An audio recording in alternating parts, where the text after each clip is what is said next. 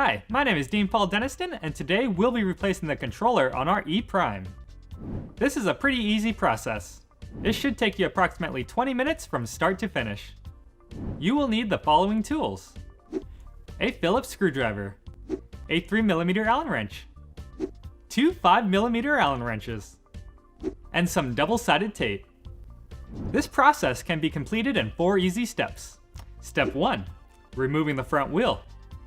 Step 2, removing the controller tray and battery. Step 3, reinstalling the controller tray and battery. And step 4, reinstalling the wheel.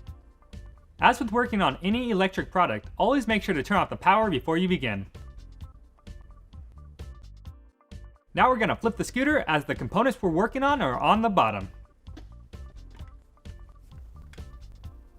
Now let's get started on step 1, removing our wheel. For this, we have to remove the bolt going through the wheel. This is where we're going to use our two 5mm Allen wrenches and loosen that bolt. Insert one on each side and loosen. Once you've removed the bolt, simply grab your wheel and slide it straight out. And that concludes step 1, removing our wheel. And now on to step 2, removing our battery and controller tray. To do that, we'll have to remove the end cap, remove the controller tray cover, slide the battery out, and pop out the controller tray. First, let's remove our end cap. Take your Phillips head screwdriver and remove the 2 screws right on top.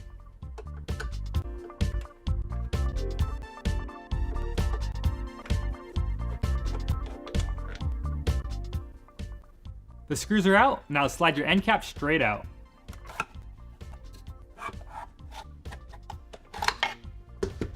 The end cap is off, now let's remove the controller tray cover. There are 6 screws we need to remove, so take your Phillips screwdriver and start removing.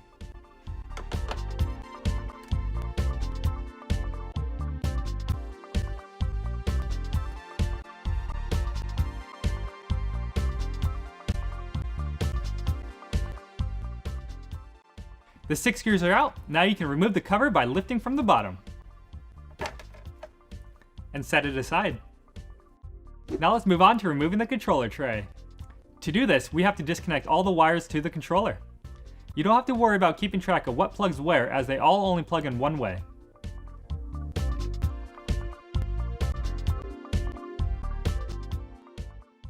Now that you have the wires inside the controller tray disconnected, move up front and disconnect the long wire going to the throttle. Now you can remove the grommet on the back of the controller tray. Slide the grommet straight up and pull it out. Now remove the battery tray by lifting straight up on the opposite side of the charging port. This may take a little finagling.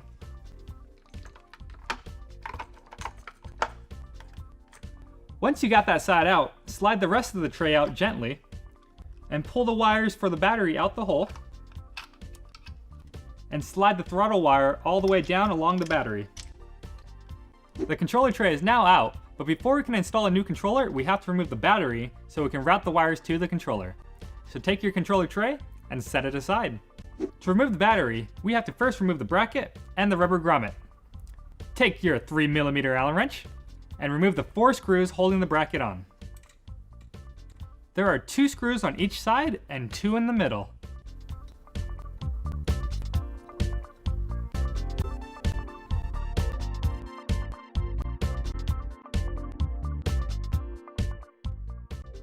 The screws are out, now let's work on removing the grommet. Press down on the grommet and force the whole thing through. And now it frees up the bracket. Unplug the battery cable by pinching down and separating. The bracket is free to move, now slide it out. Feed the wires through the hole in the bracket. And set it aside.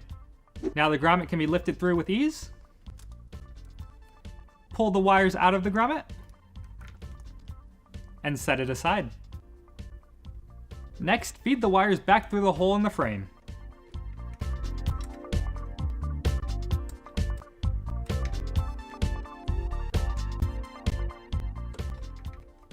Now we can remove the 4 screws holding the battery to the frame.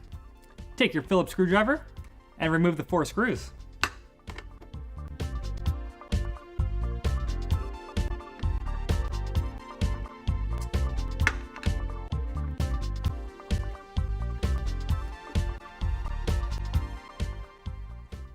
All 4 screws are removed. Now we can slide our battery straight out.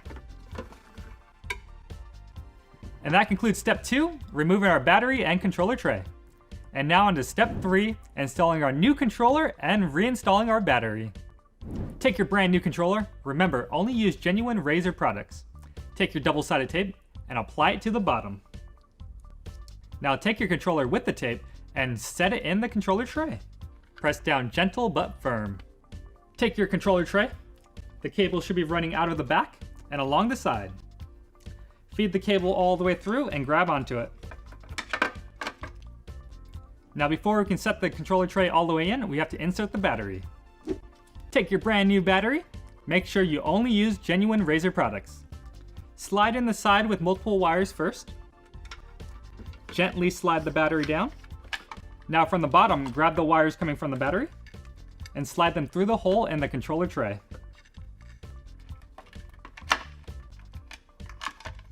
And now you can pop in the controller tray. Place the side with the charging port in first and pop down the back side. Now take your grommet from the controller tray. Place the wires coming from the motor in the grommet and pop it back into the controller tray. Now we can plug in all the cables in the controller tray. Remember, they all only plug in one way.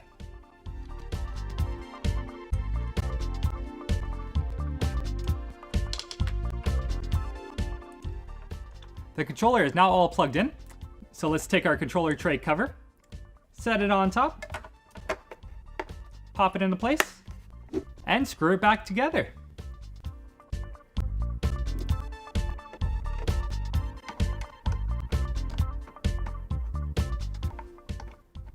Next, let's secure our battery. Take your Phillips screwdriver and the 4 screws and screw the battery back to the frame.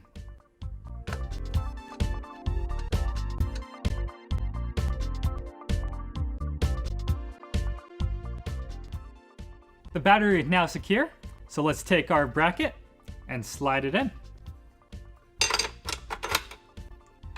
And then take your 3mm Allen wrench along with your 4 screws and start securing it.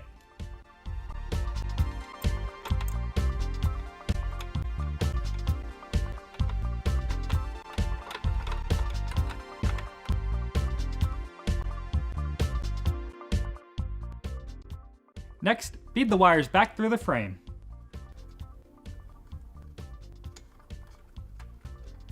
Next, take your grommet, pop the wires into it,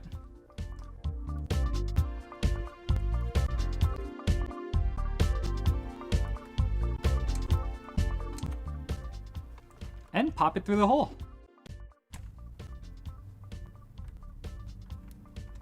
Now plug in your 2 wires.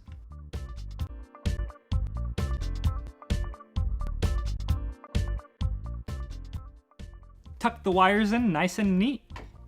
Now take your end cap, slide it on.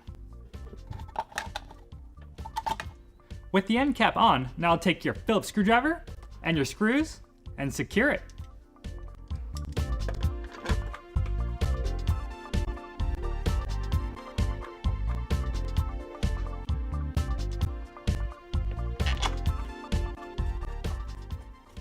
And that concludes step 3, reinstalling our battery and installing our brand new controller. Now on to step 4, reinstalling our wheel. Take your wheel, pop it into place, line up the holes. Now take your axle and bolt and slide them through.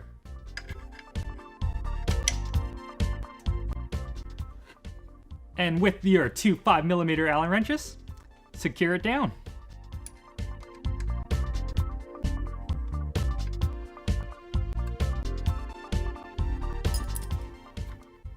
And that concludes step 4, reinstalling our wheel.